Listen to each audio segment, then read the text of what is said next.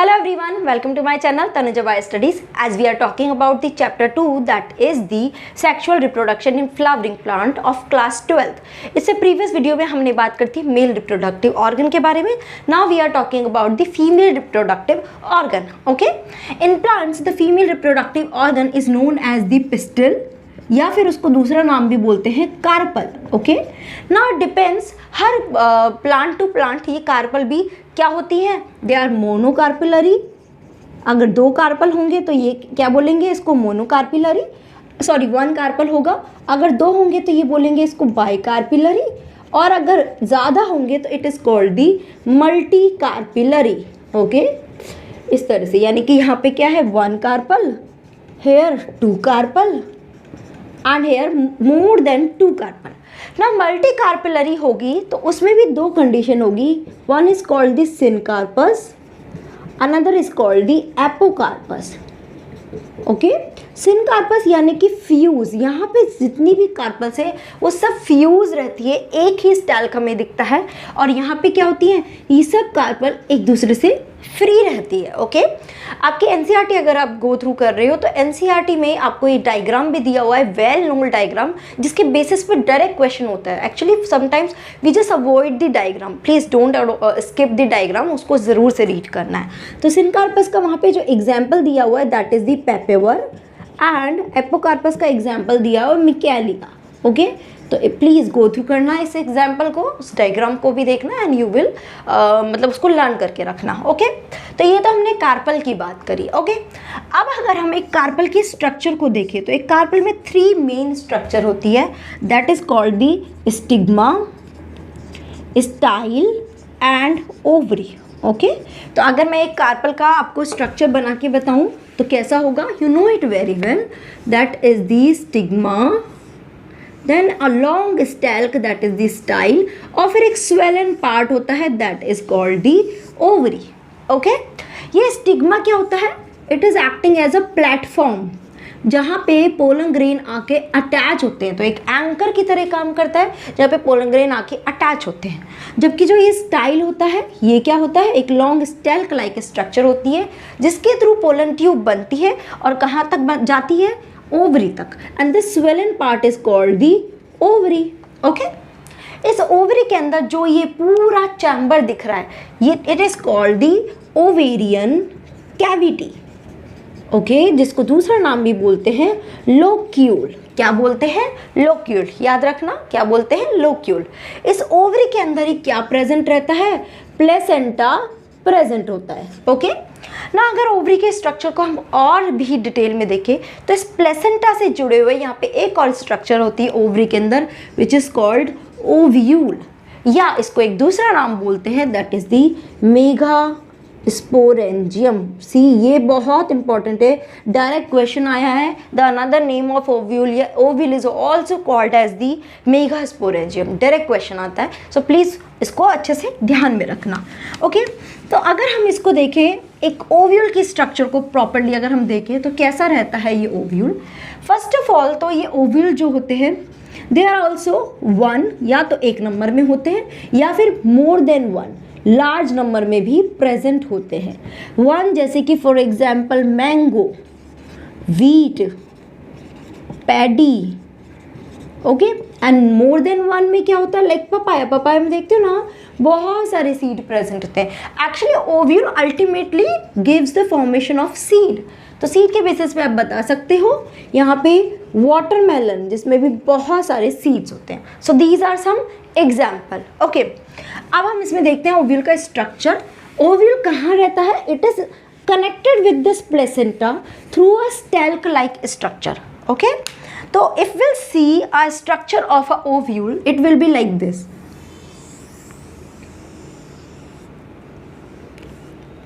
Like this. Okay, so ये जो है जिससे ये जुड़ा रहता है दिस स्टेल्क लाइक स्ट्रक्चर, यहाँ से प्लेसेंटा रहता है और प्लेसेंटा से ये स्टेल्क लाइक स्ट्रक्चर जहाँ से ये जुड़ा रहता है विच इज़ कॉल्ड फेनिकल. ओके, ये फेनिकल क्या है, एक कनेक्टिंग पॉइंट है in between this ovule and the placenta. Ovule को हम ऐसा उल्टा दिखाते हैं because that is it is called anatropous. Anatropous ovule. Okay, ठीक है। नाउ इस फनिकल के पास में ही एक स्ट्रक्चर होता है जो क्या रहता है, कॉमन पॉइंट रहता है इस अंदर की स्ट्रक्चर ओव्यूल की और इस फनिकल के बीच में, दैट इज कॉल्ड हिलम, जो लेटर ऑन भी क्या करता है, सीड पर एक स्कार बना देता है। जैसे कि आपने ग्राम का चिकपी का सीड देखा है, उसमें एक स्कार बना रहता है हमेशा, that is the hilum. Okay, and यहाँ पे क्या होता है, बैक साइड में इस पूरे लाइन में क्या होती है, ये पूरा जो कनेक्टिंग है, ठीक है, हिलम फनिकल का जो कनेक्शन है इसके साथ, ये पूरा कंटिन्यू रहता है, which is called raphe. Okay, समझ में है। Now this ovule has various integument, मतलब कि कवरिंग रहती है इसके अंदर, ऐसे कुछ इस तरह से इंटैग्यूमेंट्स रहते हैं। Okay, like this, so these are called the integuments like this. So ये इंटैग्यूमेंट्स में दो रहते हैं, one is called the outer integument and another is called the inner integument. Okay, ये जो इंटैग्यूमेंट्स है एंड इसी के अंदर ही यहाँ पे पूरा एक न्यूट्रिशियस टिश्यू रहता है, जो पूरा ये पूरा अंदर जो आप देख रहे हो, that is called the nucellus. तो अब आप देखोगे कि nucellus, inner outer integument, it is absent over here, बाकी सब जगह ये ऐसे प्रेजेंट है, बस कहाँ पे एब्सेंट है, at this point, this is called the micropyle. यहाँ पे क्या होता है, एक तरह से ये एक पोर लाइक स्ट्रक्चर होती है जिसको बोलते हैं माइक्रोपाइलर रीजन। ओके, इसी के जस्ट ऑपोजिट में ये ब्रॉड रीजन जो होता है, इट इज कॉल्ड दी चैलेजा या चैलेजल रीजन। ओके, माइक्रोपाइल या जिसके थ्रू ही गैसियस एक्सचेंज होता है या वाटर या न्यूट्रिएंट्स का जो एक्सचेंज होता है, it is also done through this pore like structure. समझ में आया इतना, ठीक है। नाउ न्यूसेलस जो होता है, इस न्यूसेलस के अंदर ही एक स्पेशलाइज सेल होती है। जैसे कि अगर हम एक न्यूसेलस को देखेंगे तो न्यूसेलस कुछ इस तरह से रहेगा, it's like this one. Okay, ये तो न्यूसेलस हुआ लाइक दिस। ओके, और इसके अंदर ना एक और डिफरेंट सेल होती है जिसके अंदर एक लार्ज न्यूक्लियस होता है। This large cell is known as the megaspore mother cell. ये क्या है, न्यूसेलस, और this is called megaspore mother cell, MMC। क्या बोलते हैं, megaspore mother cell.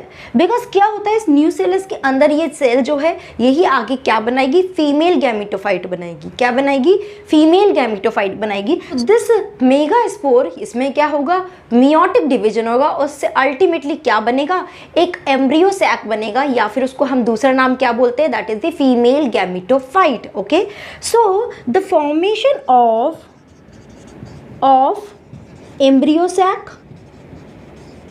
or you can say female gametophyte from this megaspore mother cell is known as megasporogenesis. अगर आपने male gametophyte देखा है या मेल रिप्रोडक्टिव ऑर्गन देखा, तो वहाँ पे अगर पोलन ग्रेन के फॉर्मेशन हो रहा है from the microspore mother cell, that process is known as microsporogenesis. यहाँ पे उसको क्या बोल रहे हैं, मेगास्पोरोजेनेसिस। ओके, तो हर ओव्यूल के अंदर एक एम्ब्रियो सैक जो है वो प्रेजेंट होता है। ये ओव्यूल बेसिकली क्या, बहुत सारा इसमें न्यूट्रिएंट या रिजर्व फूड मटेरियल होता है जो ये एम्ब्रियो सैक अंदर रहता है, जो ग्रो करता है, उस एम्ब्रियो सैक को ये रिजर्व फूड मटेरियल प्रोवाइड कराता है। ठीक है, तो इस न्यूसेलस के अंदर ही ये प्रोमिनेंट एक सेल है which is called megaspore mother cell, which is ultimately going to form the embryo sac. Okay, तो चलो देखते हैं कि ये एम्ब्रियो सैक बना कैसे रहा है ना। इस मेगास्पोर मदर सेल में क्या होता है, इट अंडरगो मियोसिस। इसमें क्या हो रहा है, meiosis, and it make 4 megaspore. इसने क्या बनाए, 4 मेगास्पोर बनाए, लाइक दिस। इफ अगर आप स्ट्रक्चर देखोगे कुछ इस तरह से इसने 4 मेगास्पोर बनाए। अब इस 4 मेगास्पोर में से only 1 megaspore is functional and rest 3 get degenerate. ये क्या हो जाते हैं, डीजनरेट हो जाते हैं। Only one megaspore become functional, और यही मेगास्पोर फर्दर क्या बनाता है, एम्ब्रियो सैक बनाएगा। यही मेगास्पोर फर्दर एम्ब्रियो सैक बनाएगा। तो अल्टीमेटली क्या आ गया, मेरे पास एक मेगास्पोर आया जिसमें क्या है, एक न्यूक्लियस है और जो ही फंक्शनल है। ओके, यहाँ तक समझ में आया। मियोसिस हुआ, ये कैसी है 2n, और ये मेगास्पोर कैसा है, n नंबर है क्योंकि मियोसिस हुआ। यहाँ तक क्लियर है। नाउ ये मेगास्पोर क्या होगा, इट अंडरगो माइटोटिक डिवीजन। ठीक है, तो एक बार माइटोटिक डिवीजन किया तो इसके अंदर क्या बन गया, इसी के अंदर क्या बन गया, 2 न्यूक्लियस बन गए। ना the surprising thing is what, mitotic division के जस्ट बाद ही ये डॉटर सेल में डिवाइड नहीं होता, मतलब सेल वॉल ब्रेक नहीं हो रही है और 2 डॉटर सेल, या आप कह सकते हो साइटोकाइनेसिस नहीं होता, ये गोइंग थ्रू होता है, मतलब गो थ्रू रहता है, आगे तक जाता है और बाद में साइटोकाइनेसिस होता है। तो 2 यहाँ पे न्यूक्लियस बन गए, तो इस सेल को बोलते हैं 2 न्यूक्लिएट सेल। फर्दर इसमें माइटोसिस हुआ तो फर्दर इसने क्या बनाया, यहाँ पर इस 2 से क्या बन गए, 4 न्यूक्लियस बन गए, दैट इज 4 न्यूक्लिएट सेल। और फर्दर इसमें अगेन माइटोसिस हुआ और इसने क्या बनाया, माइटोसिस, एंड इसने फर्दर क्या बनाया, यहाँ पर 8 न्यूक्लियस यहाँ पर बन गए। ठीक है, which is called 8 nucleate cell. यहाँ तक समझ में आया। ओके, ना ये सब न्यूक्लियस वापस से क्या होंगे, रीअरेंज होंगे। तो यहाँ पर रीअरेंज होके क्या होंगे, 3 न्यूक्लियस तो यहाँ पर आके ग्रो होंगे, 3 न्यूक्लियस यहाँ पर बनाएंगे एंड 2 न्यूक्लियस बीच में रहेंगे। ठीक है, इसी को ही क्या बोल रहे हैं हम, एम्ब्रियो सैक बोल रहे हैं। This is called embryo sac, या दूसरा नाम बोलते हैं फीमेल गैमीटोफाइट। ये याद रखना, इसको भी डायरेक्ट क्वेश्चन पूछा जाता है। Female gametophyte is also known as embryo sac, या embryo sac is also known as female gametophyte.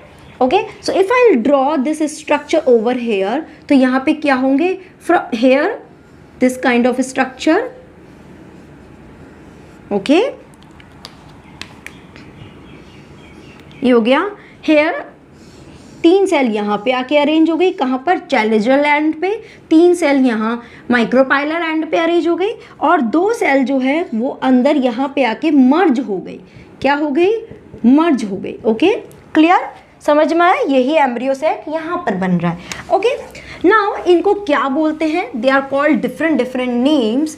Now the cells which are arrange as the chalazal and these all cell are called as the antipodal cell.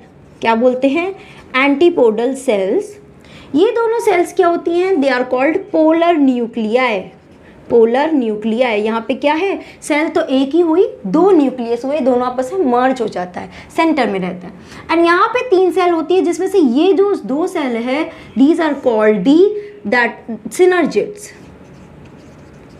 इस cell में, synergids में आप देखोगे एक and जो है वो थिकनिंग होता है और जो इस तरह का स्ट्रक्चर बना लेता है। You can see this structure, this is actually called the filiform apparatus. क्या बोलते हैं इसको, फिलीफॉर्म एपरेटस। इसका रोल क्या है, ये जब यहाँ से माइक्रोपाइलर एंड से जब पोलन ग्रेन आएगा, पोलन ट्यूब एंटर करेगी यहाँ से, तो ये क्या करता है, इसको गाइड करता है पोलन ट्यूब को to get enter into this embryo sac. तो ये क्या करता है, गाइड करता है पोलन ट्यूब को। ये इसका मेन रोल है, ये प्लीज़ याद रखना, बहुत इंपॉर्टेंट है। क्या, पोलन ट्यूब को गाइड करने का काम करता है। एंड बेसिकली यहाँ पे ये क्या प्रेजेंट होता है, this is called the egg cell. This egg cell later on it actually form the zygote, और ये polar nuclei actually form the endosperm. जब हम फर्टिलाइजेशन का आगे स्टेप देखेंगे तो हम इसको डिटेल में अच्छे से देखेंगे। ओके, तो समझ में आया, this is the structure of a embryo sac. So basically if I count the cell, तो कितनी सेल हो गई, 1 2 3 4 5 6, एंड ये कंबाइंडली एक ही सेल बनाया। तो एक तरह से मैं क्या बोल रही हूँ, यहाँ पे 7 तो सेल्ड है, और अगर न्यूक्लियस हम काउंट करें तो कितने हुए, 1 2 3 4 5 6 7 8 न्यूक्लिएट। सो इस एम्ब्रियो को क्या बोलते हैं, 7 सेल्ड 8 न्यूक्लिएट स्ट्रक्चर या एम्ब्रियो सैक। याद रखना, ये बहुत इंपॉर्टेंट है, 7 sailed 8 nucleate structure. So this is all structure of a female reproductive organ, जिसमें हमने बात करी पूरे कार्पल पिस्टल के स्ट्रक्चर के बारे में। ओवरी को अच्छे से देखा, ओवरी के अंदर क्या प्रेजेंट होता है, ओव्यूल प्रेजेंट होता है, ये पूरा एक ओव्यूल का स्ट्रक्चर देखा, और इसी के अंदर क्या डेवलप होता है, एक एम्ब्रियो सैक डेवलप होता है, जिसको हम क्या बोलते हैं, female gametophyte. So I hope this whole video is clear to all of you. If you have any doubt in this video, please let me know through comment section. So thank you so much guys for watching this video.